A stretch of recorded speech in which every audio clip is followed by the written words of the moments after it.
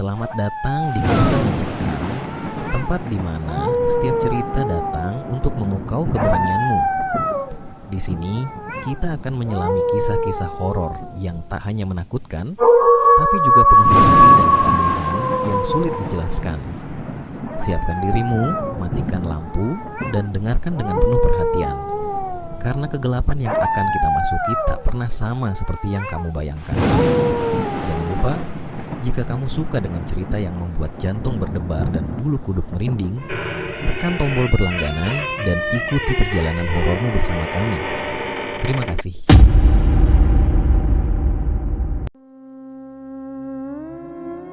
Di sebuah desa terpencil yang terletak di tengah-tengah lembah, dikelilingi oleh sungai-sungai yang mengalir tenang, hiduplah sebuah keluarga sederhana namun penuh kebahagiaan.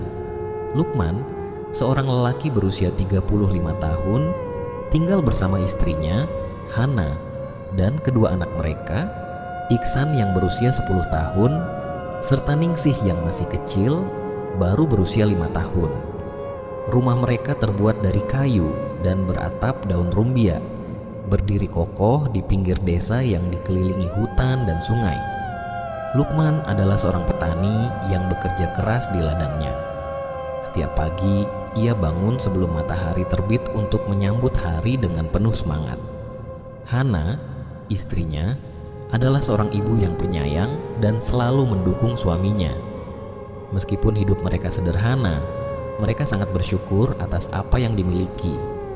Mereka memiliki kebun kecil yang menghasilkan berbagai macam sayuran dan buah-buahan, serta beberapa ekor ayam dan kambing yang cukup untuk mencukupi kebutuhan sehari-hari. Iksan, anak pertama mereka, sudah mulai membantu Lukman di ladang meskipun umurnya masih 10 tahun. Ia pintar dan rajin, sering membantu ibunya memetik sayuran di kebun atau merawat hewan ternak. Sementara itu, Ningsih yang masih kecil sering bermain di sekitar rumah, berlarian dengan riang, dan sesekali menemani ayah dan ibunya. Sahabat baik Lukman adalah Kohar dan Parman. Kohar, yang lebih tua dari Lukman, adalah seorang tukang kayu yang sangat terampil. Setiap kali Lukman membutuhkan bantuan untuk memperbaiki rumah atau membuat peralatan pertanian, Kohar selalu siap membantu. Parman, di sisi lain, adalah seorang pemuda yang bekerja sebagai nelayan di sungai yang mengelilingi desa mereka. Walaupun Parman masih muda, ia sangat bijak dan memiliki wawasan yang luas tentang kehidupan di sekitar sungai.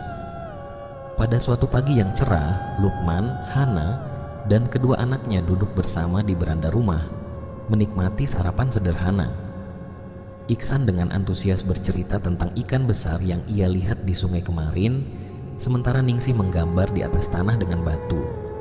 Hana tersenyum melihat kehangatan dalam keluarganya, dan Lukman merasa sangat bersyukur. Namun, tidak lama setelah itu, Lukman mendengar langkah kaki di luar rumah. Ternyata, itu adalah Kohar dan Parman yang datang untuk mengunjungi. Mereka membawa kabar bahwa ada masalah dengan jaring ikan yang digunakan Parman di sungai, dan mereka membutuhkan bantuan Lukman untuk memperbaikinya. Lukman, kami butuh bantuanmu. Jaring ikan Parman rusak di bagian tengah. Jika tidak segera diperbaiki, bisa mengganggu hasil tangkapan ikan kita, ujar Kohar sambil tersenyum. Lukman mengangguk. Tentu Kohar, aku akan bantu. Parman, mari kita pergi ke sungai. Hana yang mendengar percakapan itu segera mengingatkan, jaga diri baik-baik ya Lukman. Sungai itu kadang bisa sangat licin. Bersama dengan Parman dan Kohar, mereka berjalan menuju sungai yang membentang di sekitar desa.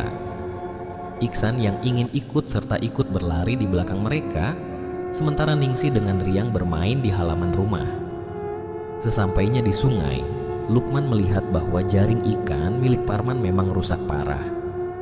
Dengan cekatan, Lukman memulai pekerjaannya memperbaiki jaring, sementara Parman dan Kohar membantu dengan mencari bahan yang diperlukan.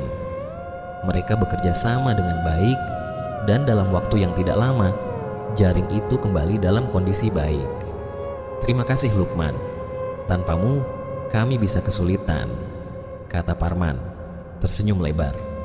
Sama-sama Parman, kita saling membantu, jawab Lukman dengan rendah hati.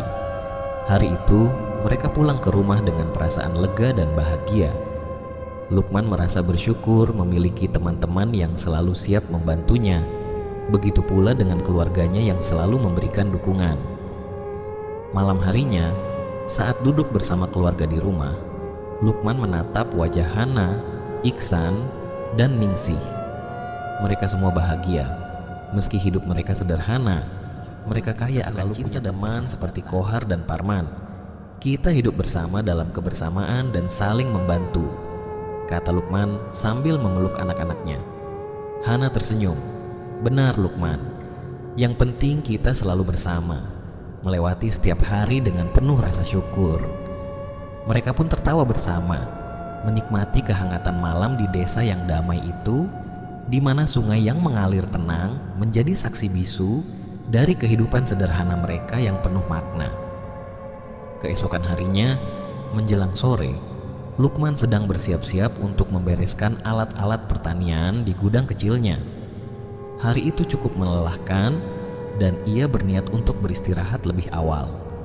Namun, suara langkah kaki yang tergesa-gesa dari arah luar membuatnya menoleh. Parman dan Kohar datang dengan wajah penuh semangat. "Lukman," seru Parman, "ayo, ikut kami memancing di sungai yang lebih jauh. Aku baru dengar dari Pak Tua tadi pagi, katanya di sana ikan-ikannya besar-besar. Kalau kita ke sana sekarang, mungkin kita bisa pulang dengan tangkapan besar." Lukman mengernyitkan dahi. Ia melirik ke arah langit yang mulai memerah tanda matahari hampir terbenam. "Tapi, bukankah sekarang sudah sore? Kalau kita pergi sekarang, kita akan pulang larut malam," katanya dengan Kohar. "Waktu seperti ini adalah saat yang tepat. Ikan-ikan besar biasanya keluar menjelang malam. Kalau kita tunggu sampai besok, bisa-bisa sudah terlambat." Sebelum Lukman bisa menjawab, Hana keluar dari dalam rumah dengan wajah khawatir. Ia mendengar pembicaraan itu dan langsung menyela. "Lukman, aku tidak setuju. Hari sudah hampir gelap. Hutan itu berbahaya, apalagi kalian akan pergi ke tempat yang jauh." Lukman mendekati istrinya dan mencoba menenangkan. "Hana, tenanglah. Aku tidak akan pergi terlalu lama. Parman dan Kohar sudah berpengalaman dan aku juga tahu jalannya. Kita hanya ingin mencoba keberuntungan sebentar. Aku pasti kembali." "Tapi Lukman," kata Hana dengan nada suara yang masih penuh kekhawatiran, "hutan dan sungai itu bukan tempat yang bisa kamu remehkan, apalagi malam-malam begini. Kamu tahu sendiri banyak hal tak terduga yang bisa terjadi." Lukman menatap Hana dengan lembut. "Aku tahu Hana, tapi aku sudah berdoa dan aku percaya Tuhan akan melindungi kami. Jangan khawatir, aku akan sangat berhati-hati. Lagi pula," menarik napas panjang. Meskipun hatinya masih ragu, ia tahu Lukman tidak akan berubah pikiran. "Baiklah, kalau kamu memang mau pergi. Tapi hati-hati ya Lukman. Jangan lupa berdoa sebelum berangkat dan pastikan kalian kembali sebelum terlalu larut." "Aku berjanji," jawab Lukman sambil tersenyum. Ia meraih tangan Hana sejenak untuk meyakinkannya. Saat itu, Iksan yang mendengar pembicaraan mereka dari dalam rumah keluar dengan wajah berbinar. "Ayah, kalau ayah mau memancing, aku mau ikut," katanya dengan antusias. Namun, sebelum Lukman sempat menjawab, Hana langsung memotong. "Tidak Iksan, kamu tidak boleh ikut. Hari sudah sore dan ini bukan perjalanan untuk anak kecil." Iksan mencoba memohon lagi. "Tapi Bu, aku bisa membantu ayah. Aku sudah besar kan?" Hana menggeleng tegas. "Tidak ada tapi-tapian Iksan. Kamu tinggal di rumah bersihkan kepala." Tetapi ia tahu ibunya tidak akan mengubah keputusan. Lukman berlutut dan menepuk bahu anaknya. "Maaf Iksan, lain kali ayah janji akan mengajakmu, tapi sekarang kamu harus dengarkan ibumu ya." Meski kecewa, Iksan mengangguk pelan. "Baiklah ayah, tapi jangan lupa bawa pulang ikan besar untukku ya." "Pastinya," jawab Lukman sambil tersenyum. Setelah berpamitan dengan Hana dan anak-anak, Lukman, Parman, dan Kohar memulai perjalanan mereka. Langit mulai gelap, tetapi mereka membawa obor kecil dan senter sebagai penerang. jalan menuju sungai yang mereka tuju cukup sulit, melalui hutan lebat dengan akar-akar pohon yang menjulur kemana-mana. "Aku yakin kita akan mendapat banyak ikan malam ini," kata Parman dengan nada optimis. "Semoga saja," jawab Lukman. "Tapi kita harus cepat. Jangan terlalu lama." Aku tidak dipenuhi dengan suara binatang malam dan gemerisik daun yang tertiup angin. Sesekali mereka berhenti untuk memastikan jalan yang benar, tetapi Parman yang sudah lebih sering menjelajahi hutan itu memimpin dengan percaya diri. Setelah hampir 1 jam berjalan, mereka akhirnya tiba di tepian sungai yang luas, dengan airnya yang jernih meski gelap malam mulai menyelimuti. Sambil menyiapkan peralatan pancing mereka, Lukman kembali mengingat peringatan Hana. Ia berdoa dalam hati, berharap perjalanan mereka malam itu berjalan lancar dan mereka bisa pulang dengan selamat. "Kita mulai sekarang," kata Kohar. "Semoga ini menjadi malam yang baik." Dan dengan semangat, mereka pun memulai petualangan memancing mereka di sungai yang sepi dan misterius. Suasana begitu sunyi. Hanya suara aliran air yang mengalir tenang dan sesekali suara burung malam yang memecah keheningan. Setelah beberapa saat mencari-cari tempat terbaik, Parman berkata, "Tempat ini cukup luas. Bagaimana kalau kita berpencar? Masing-masing cari tempat sendiri yang sekiranya bagus. Siapa tahu hasilnya lebih banyak." Lukman mengangguk, "Baiklah, tapi jangan terlalu jauh. Tetap dalam jarak pandang atau pendengaran. Kalau ada apa-apa, panggil saja." Kohar yang tampak ragu ikut setuju, meski ia merasa tidak nyaman dengan ide berpencar. "Oke, tapi kalau ada yang merasa ada yang aneh, langsung kumpul lagi di sini." Mereka pun berpisah. Parman memilih sebuah titik yang agak menjorok ke sungai, di bawah sebuah pohon besar. Lukman berjalan ke arah lain, menemukan tempat dengan aliran air yang cukup deras, sementara Kohar memilih tempat di antara mereka berdua. Malam semakin gelap, hanya diterangi sinar bulan yang kadang-kadang tersamarkan oleh awan. Lukman memasang umpannya dengan tenang, mencoba menikmati suasana. Namun, tiba-tiba ia merasa seolah-olah ada sesuatu yang memperhatikan dari arah pepohonan. Ia menoleh dan melihat sosok samar di balik batang pohon besar. Mata merah menyala dan tubuh gelap itu hanya terlihat sekilas, tapi ia berusaha meyakinkan dirinya sendiri. "Mungkin cuma bayangan atau hewan liar," gumamnya, mencoba tetap fokus pada pancingnya. Meski begitu, rasa tidak nyaman mulai menyelimuti dirinya. Di sisi lain, Parman menjadi yang pertama mendapatkan hasil. Ia berseru dengan nada gembira, "Lukman, Kohar, aku dapat ikan besar." Suara Parman membuat Lukman tersenyum. "Bagus Parman, semoga kita juga menyusul." Ia mencoba mengalihkan pikirannya dari sosok aneh yang dilihatnya tadi dan kembali memancing. Namun, Kohar yang mendengar sorakan itu tidak merasa tenang. Ia mulai merasakan sesuatu yang lain. Beberapa kali ia melihat bayangan melintas cepat di belakangnya, tetapi setiap kali ia menoleh, tidak ada apa-apa di sana. Punggungnya mulai basah oleh keringat dingin. "Aku tidak suka suasana ini," gumam Kohar dalam hati. Ia memutuskan untuk memindahkan tempatnya lebih dekat ke arah Lukman. Tanpa mengatakan apa-apa, ia berjalan perlahan dengan membawa peralatan pancing. Ia mencoba tersenyum untuk menyembunyikan kegelisahannya. "Aku pikir lebih baik kita memancing bersama. Tempatku tadi terlalu sepi." Lukman menoleh sebentar. "Tidak masalah. Semakin ramai semakin baik," katanya.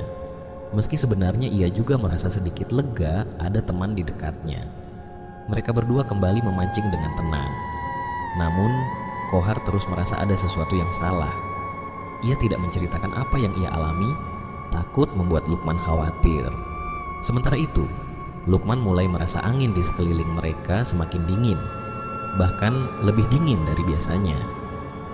Suara-suara malam yang sebelumnya terdengar kini mulai menghilang, digantikan oleh keheningan yang aneh. Parman yang masih di tempatnya mulai merasa kesepian.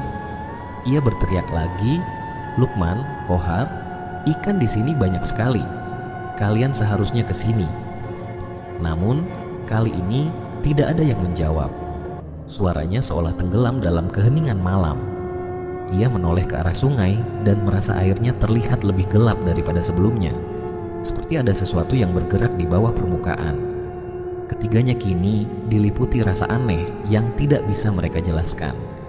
Meski masing-masing mencoba untuk tetap tenang, firasat buruk mulai menyelimuti mereka. Lukman, Kohar, dan Parman tidak tahu bahwa malam itu akan membawa sesuatu yang jauh lebih dari sekadar. Ketiganya terus memancing meskipun suasana semakin aneh. Kohar, yang sudah lama menahan kencing, akhirnya berdiri dengan wajah tak nyaman. "Aku harus kencing," katanya sambil menggaruk kepalanya. "Lukman, temani aku ya." Parman tertawa kecil. "Kencing saja harus ditemani? Dasar penakut," godanya. "Kau ini laki-laki atau bukan?" Kohar mendengus, merasa kesal. "Aku cuma hati-hati, Parman. Kau sendiri berani kencing sendirian?" "Tentu saja," jawab Parman dengan nada mengejek. Lukman, yang sudah paham dengan karakter Kohar, hanya menggeleng sambil berkata, "Baiklah Kohar, kalau kau mau kencing, pastikan kau permisi dulu. Hutan ini bukan tempat biasa. Kita harus menghormati apapun yang ada di sini." Kohar mengangguk setengah hati. Iya, aku tahu," katanya sambil berjalan ke balik pohon besar di dekat mereka. Ia merasa geli sendiri dengan peringatan Lukman. "Permisi, buang-buang waktu saja," gumamnya pelan sambil membuka celananya. Namun, baru saja Kohar mulai buang air, ia merasa seperti ada yang menyentuh pundaknya. Refleks, ia menoleh cepat. Tidak ada siapapun di sana. Wajahnya langsung tegang dan keringat dingin mulai mengalir di dahinya. "Parman, Lukman," panggilnya pelan, tetapi suaranya terdengar goyah. Tidak ada jawaban. Kohar mencoba meyakinkan dirinya bahwa itu hanya perasaannya. Namun, ketika ia menoleh lagi ke arah lain, dari sudut matanya, ia melihat sosok hitam besar dengan mata merah menyala berdiri di balik pohon lain, menatapnya tajam. Tubuhnya tinggi besar, hampir menyentuh cabang-cabang pohon. Sosok itu diam, tetapi keberadaannya sangat menekan. Kohar membeku sejenak.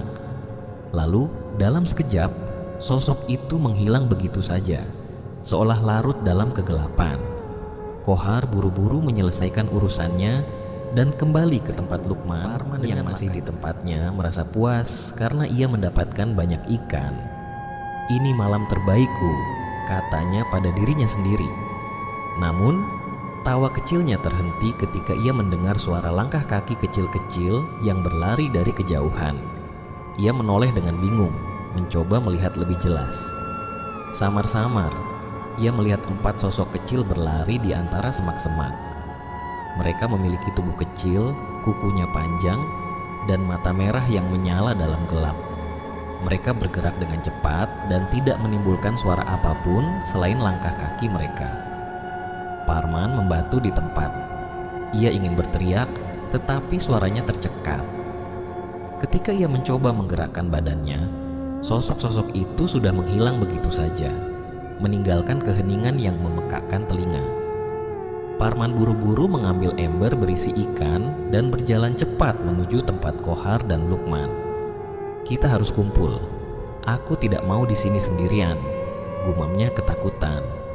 Sesampainya di tempat Lukman dan Kohar, Parman meletakkan embernya dengan keras, membuat mereka berdua menoleh.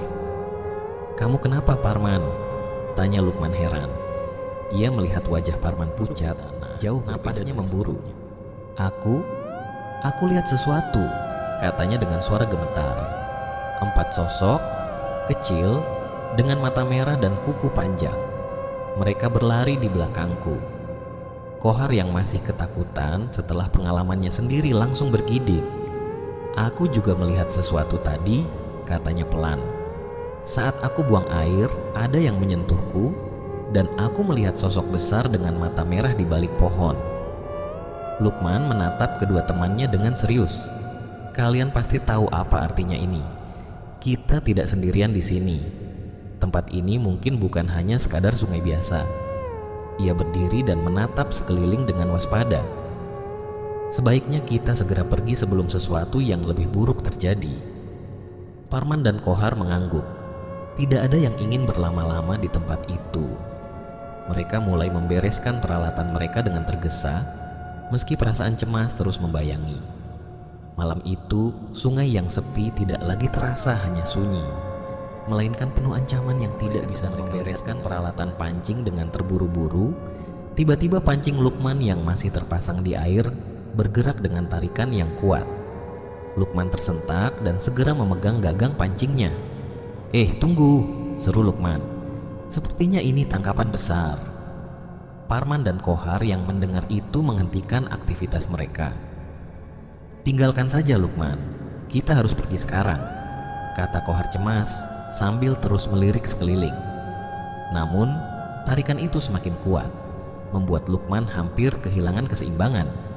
"Tidak mungkin, ini terlalu besar untuk dilepaskan," jawab Lukman sambil berusaha sekuat tenaga menarik pancingnya. Parman, yang juga penasaran, mendekat untuk membantu. "Oke, aku bantu kau, tapi cepat ya." Dengan usaha bersama, mereka berdua menarik pancing tersebut. Ternyata tarikan itu terlalu berat hingga Kohar juga ikut membantu. "Apa ini? Jangan-jangan kayu besar yang tersangkut," gumam Kohar, meskipun wajahnya menunjukkan rasa penasaran. Setelah beberapa saat berjuang, sesuatu akhirnya muncul ke permukaan air. Ketiganya terperangah ketika melihat seekor ikan yang sangat besar, jauh lebih besar dari ikan biasa yang pernah mereka tangkap. Kulit ikan itu berwarna emas, berkilau terang, bahkan di bawah cahaya rembulan. Siripnya memancarkan kilauan seperti perhiasan, membuat suasana di sekitar mereka terasa aneh. "Ini apa?" bisik Kohar dengan suara gemetar.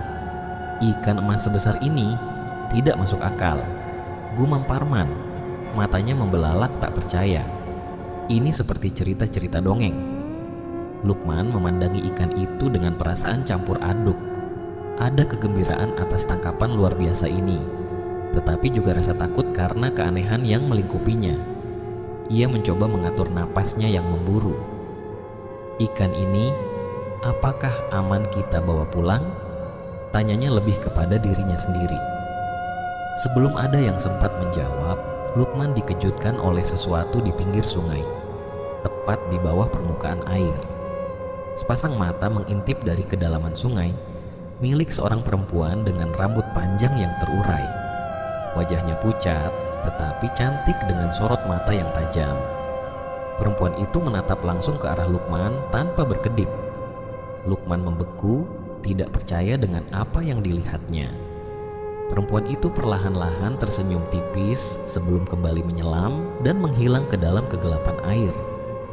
Rasa dingin menjalar di tubuh Lukman, tetapi ia memutuskan untuk tidak mengatakan apa-apa kepada Parman dan Kohar. Ia takut membuat mereka. "Kita bawa atau tidak ikan ini?" tanya Parman. Masih terpukau dengan tangkapan itu, Lukman menarik napas panjang. "Kita bawa saja, tapi cepat. Aku tidak ingin berada di sini lebih lama." Mereka bertiga dengan susah payah mengangkat ikan besar itu ke dalam keranjang besar milik Lukman. Tubuh ikan itu berat, tetapi entah bagaimana cahaya keemasan dari tubuhnya membuat mereka tidak bisa melepaskan pandangan. "Ini benar-benar aneh," Kohar berkata pelan, merasa cemas. "Semoga kita tidak membuat kesalahan dengan membawa ikan ini." Tanpa banyak bicara lagi, mereka menyelesaikan beres-beres dan segera memulai perjalanan pulang. Sepanjang jalan, tidak ada yang berkata-kata, masing-masing tenggelam dalam pikiran mereka sendiri. Lukman terus memikirkan perempuan yang dilihatnya tadi dan semakin yakin bahwa ada sesuatu yang tidak biasa dengan ikan itu dan sungai tempat mereka memancing. Setibanya di rumah, mereka langsung menurunkan ikan ke dalam wadah besar yang diisi air agar tetap hidup. Hana yang melihat ikan emas itu terperangah. "Ini ikan sungguhan. Ini terlalu besar dan aneh," katanya sambil memegang tangannya yang gemetar.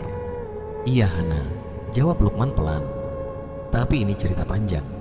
Kita bicarakan besok saja. Malam ini kita perlu istirahat." Namun, Di balik keheningan malam, di sudut hatinya, Lukman merasa malam itu bukanlah akhir dari keanehan yang mereka alami.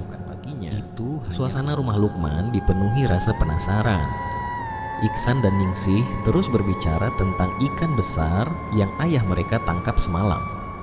Ikan itu sekarang disimpan di dalam bak besar di belakang rumah, masih hidup dan berkilauan di bawah sinar matahari pagi. Tiba-tiba suara pintu diketuk. Hana membukanya dan melihat Parman berdiri di depan pintu dengan senyum lebar, membawa rantang besar. "Pagi Hana, ini ikan semalam sudah kubagi dan kumasak. Rasanya sayang kalau tidak segera dimanfaatkan. Aku pikir kau dan keluargamu pasti mau mencobanya." Hana menerima rantang itu dengan ragu. "Terima kasih Parman, tapi apa tidak merepotkan?" tanya Hana. Parman tertawa, mencoba menghilangkan keraguan Hana. "Tidak ada yang perlu dikhawatirkan. Ini cuma ikan. Kamu harus coba. Rasanya luar biasa." Hana mengangguk perlahan, meski masih merasa ada sesuatu yang tidak beres. Iksan dan Ningsih yang penasaran langsung mendekat. "Bu, mana ikan yang dipancing ayah semalam?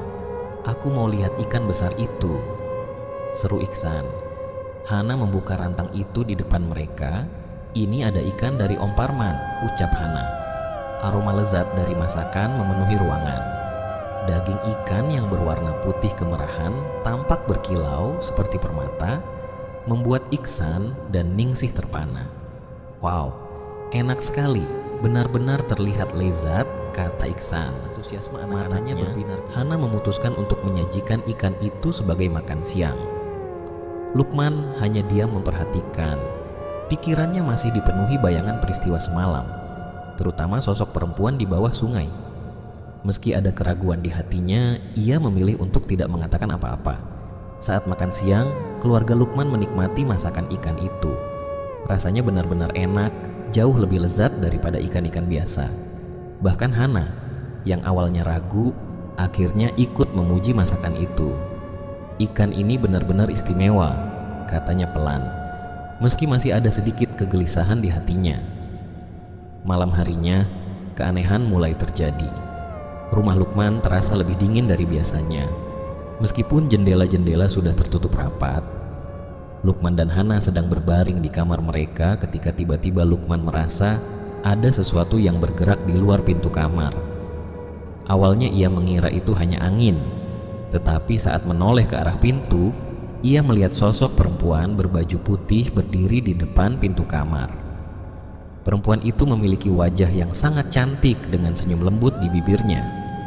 Rambut panjangnya terurai hingga ke pinggang, dan sorot matanya tajam namun menenangkan. Lukman merasa tubuhnya kaku. Ia ingin membangunkan Hana, tetapi entah kenapa ia tidak bisa.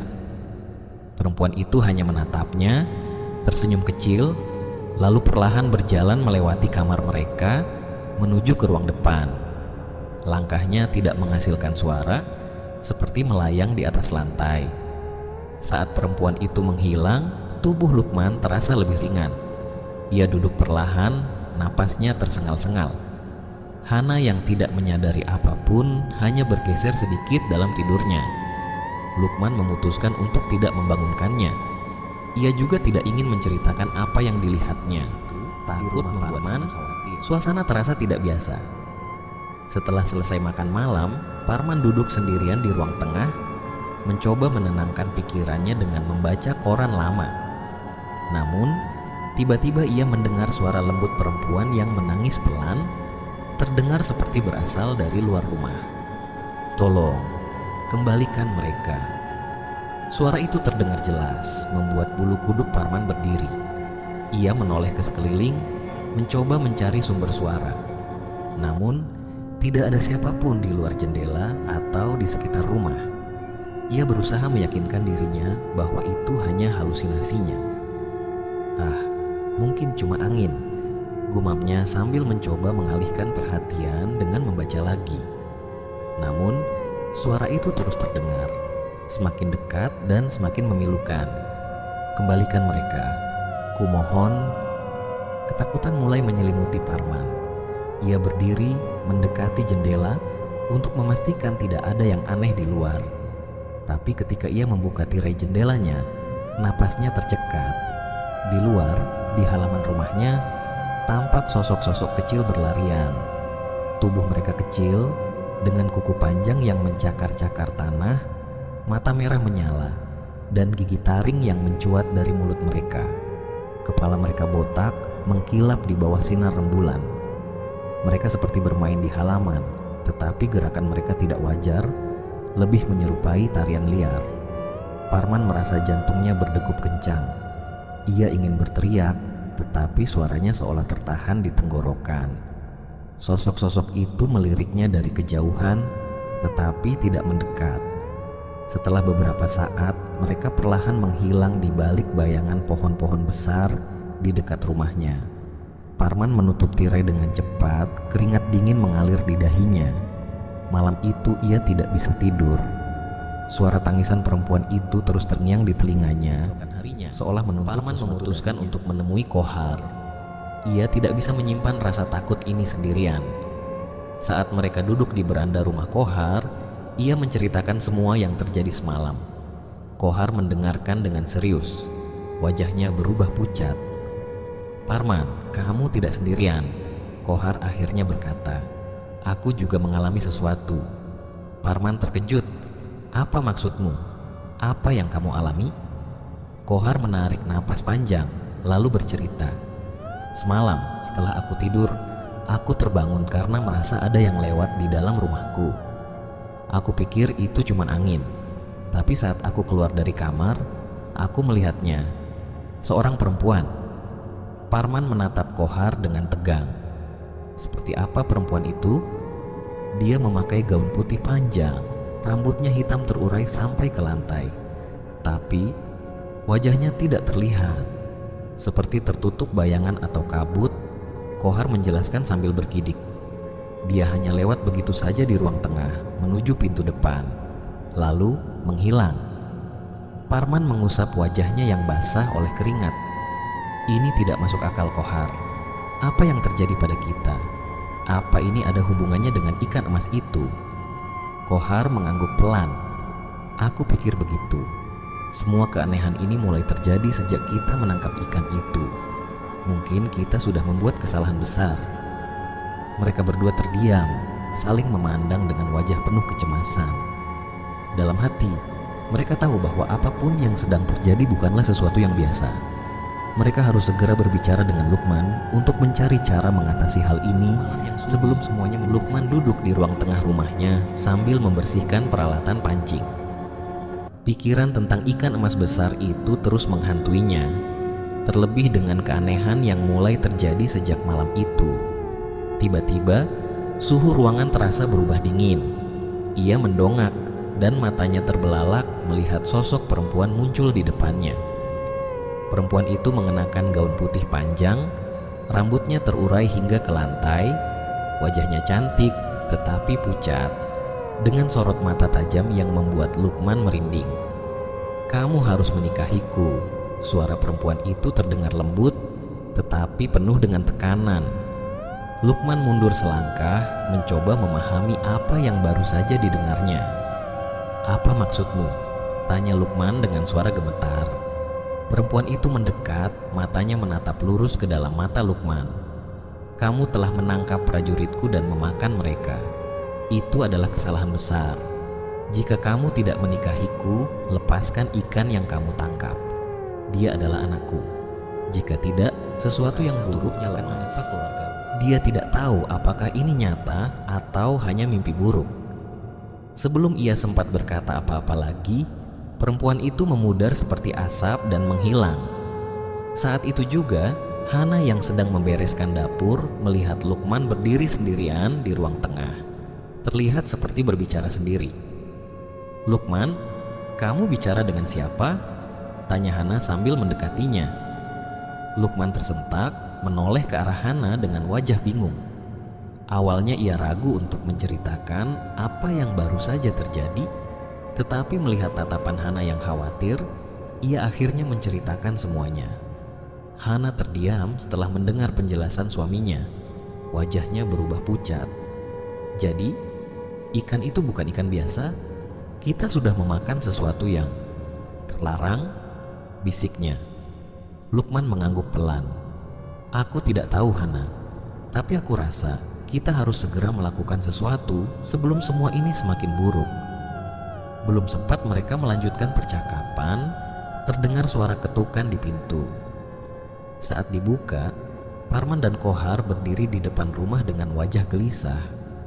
Tanpa banyak basa-basi, mereka langsung masuk ke dalam. Malam-malam begini, tanya Lukman. Kami harus bicara, kata Parman dengan suara serius. Ia lalu menceritakan semua kejadian aneh yang dialaminya tadi malam. Dari suara tangisan perempuan hingga sosok kecil yang berlarian di sekitar rumahnya. Setelah Parman selesai, Kohar melanjutkan ceritanya tentang perempuan bergaun putih tanpa wajah yang ia lihat di rumahnya. Lukman, aku rasa ini semua ada hubungannya dengan ikan itu. Apa yang sebenarnya kita tangkap? Tanya Kohar. Wajahnya dipenuhi rasa takut. Lukman menghela napas panjang, lalu menceritakan apa yang baru saja dialaminya. Sosok perempuan yang muncul dan mengaku sebagai pemilik ikan emas tersebut.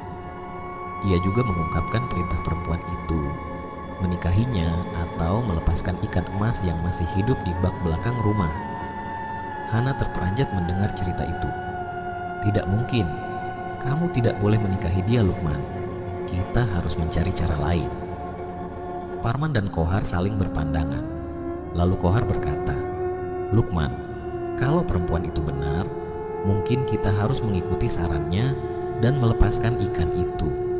Lebih baik kehilangan ikan daripada kehilangan. Suasana di rumah Lukman penuh dengan tangisan. Iksan dan Ningsih tampak sedih karena ikan besar yang mereka anggap teman bermain harus dikembalikan ke sungai. Ikan itu masih berenang di bak belakang rumah.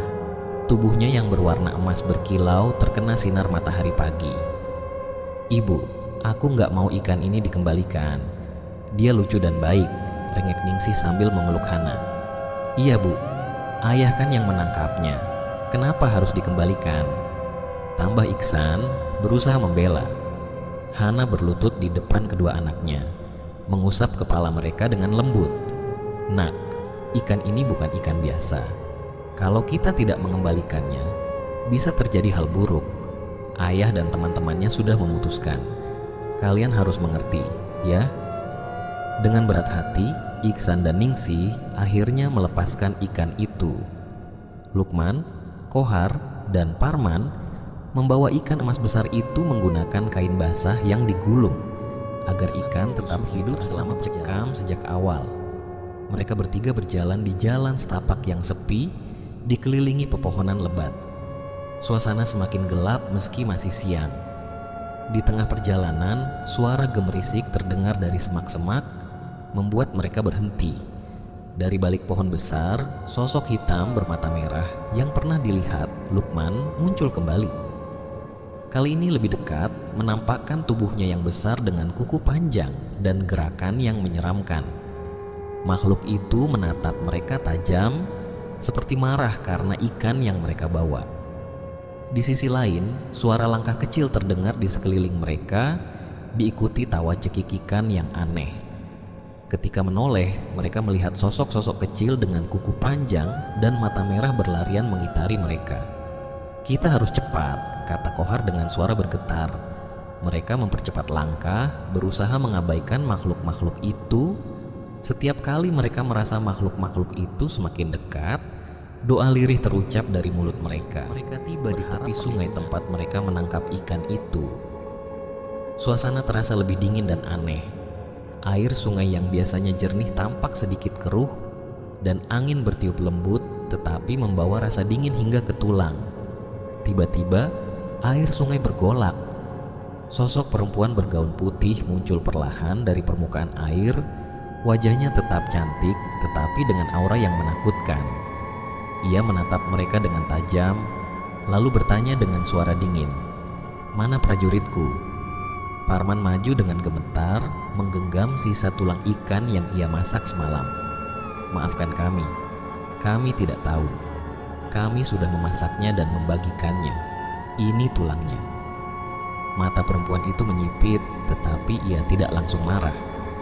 Dengan suara tegas ia berkata, "Masukkan anakku kembali ke sungai, dan kuburkan tulang itu di sini, di tepi sungai ini." Lukman dan Kohar mengangguk.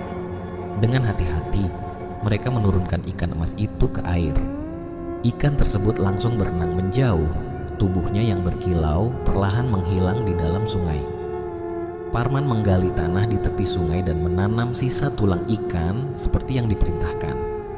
Perempuan itu menatap mereka sekali lagi, lalu berkata dengan nada peringatan, "Ini adalah daerah kekuasaanku. Jangan pernah kembali ke sini lagi. Jika kalian melanggarnya, aku tidak akan memaafkan." Setelah mengucapkan kata-kata itu, perempuan itu perlahan menghilang ke dalam air.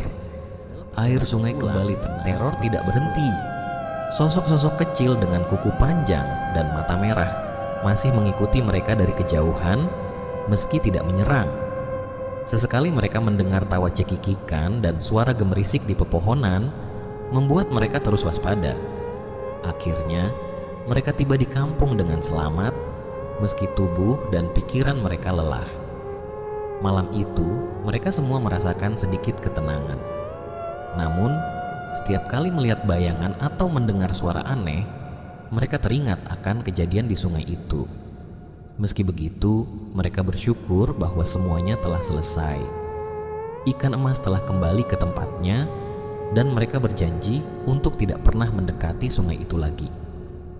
Kini, mereka hanya berharap agar keluarga mereka dilindungi dari apapun yang tersisa dari petualangan yang tak akan pernah mereka lupakan.